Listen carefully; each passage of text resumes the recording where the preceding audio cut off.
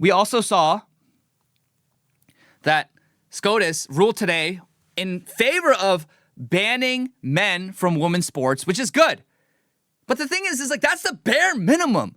It is quite crazy that we even have to have this discussion that, oh, should we allow men to just go into women's bathrooms and locker rooms and play with little girls? What? Of course not. Of course not. What are we doing? So, yes, of course, they should rule in favor of banning men from women's sports or women's spaces. Now, if you want to go a step further, I think that most women's sports are actually functionally transgender. And you might say, what? What are you saying? I think there are certain sports that are good and permissible for women, but I believe that contact sports, high contact sports, high impact sports are actually not good for women. And you can crucify me, you can kill me, I don't care. I want women to be womanly, and if we agree with the proposition and the truth, the reality that men and women are different, then women should not be playing hockey where they're hitting each other and crashing into each other. Should women be playing football and rugby? I don't think so.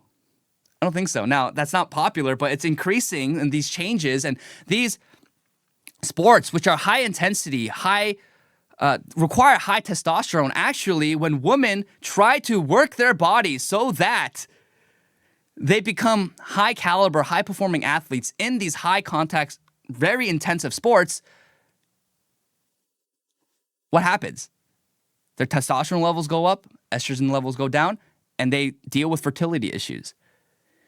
Not saying that women shouldn't exercise or play sports at all, but maybe consider, I don't know, volleyball. Volleyball is a great sport for women, I think. Consider gymnastics or ballet. There's nothing wrong with women working out and taking care of the body. That's all great because we're all called to do that. We all have to do that as people. But the kind of workouts that allow men to excel, you try to give that to women, and it actually harms their body. Because why? What does it tell us of women? What is the design that God has given women in terms of their physiology and their body? It is namely, to conceive and birth new life. And if you are purporting and pushing for lifestyles and society, a society that damages that design for women, I would argue you're going against God's design. I think it's very clear. And so that's why many of these aggressive, high contact sports that if women play in it, it is actually functionally transgender. And you're trying to make them like men, masculine like men, when women should be feminine, like Scripture talks about, gentle, feminine, pleasant. And so what we're doing right now, I think it's good. It's actually good that we ban men from women's spaces, but we have to also not only push it a step further, but reframe the issue and say, okay, but then what is the end goal? What do we want for men and women in society and in our families? And yeah, we don't like aggressive, belligerent, loud, obnoxious women, which is why you look at the NBA, right? The WNBA, and it's just a bunch of lesbians completely going after people like Caitlin Clark and just like choking her and abusing her. Because that's the kind of environment that a lot of these high contact sports cultivate. And for men, it's fine because men, we are competitive. We are supposed to be capable of violence, strong. We're like warriors. And in time of peace, men need sports to be competitive and to stay sharp and to cultivate those masculine instincts and strengths. But women are not meant to be warriors and fighters and competitors. That's why men are competitors, but women are cooperative. And so that's why for all of human history, there have been men's spaces, male spaces, namely politics, war, sports, and there have been female spaces, namely community building, the home. And we need to understand that, not only as conservatives, but as Christians. We have to understand that God has made us different. There's different scriptural commands for men and women because God has designed men and women to be different in the home, in the church, and in society. So we have to get away from this framing that, oh yeah, we just want equality.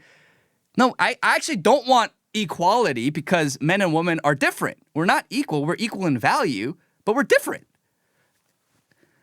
So let's not, we can't revert back to liberalism. right? As Christians and conservatives, we can't just revert back to the liberalism of the past 20 years. Like, we have to move forward thinking about what does Scripture say?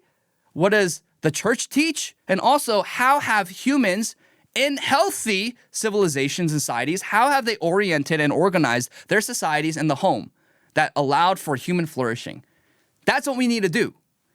And all that being said, I just went on a tangent there about men and women because I'm just so sick of the current discourse where there's the extreme where men are like, I'm an incel, I hate women. Screw women, they're all whores, and they're all OnlyFans models. I'm like, no, they're not. There's a lot of them, which is a problem, sure. Lots and lots of women today are attention whores and just actually whores who whore out their bodies.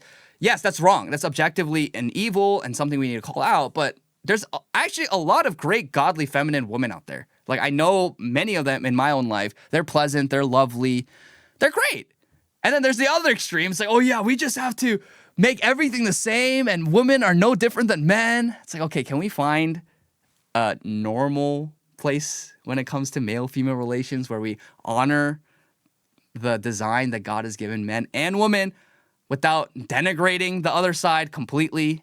And people say that I hate women, I always denigrate women. No, like, I literally say that simps are worse than whores.